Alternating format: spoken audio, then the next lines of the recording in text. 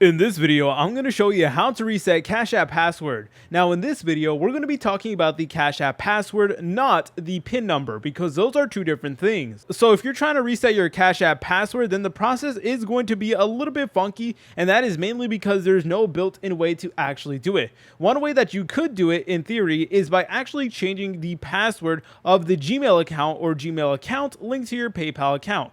So if you have like a Gmail that is linked to your PayPal account, then the best course of action is to actually change that Gmail's password, and then that will effectively change the password of Cash App. However, if that doesn't work, then what I recommend that you guys do is actually go ahead and go to the top right, then select on your profile picture just like so, and then scroll all the way down until you see support.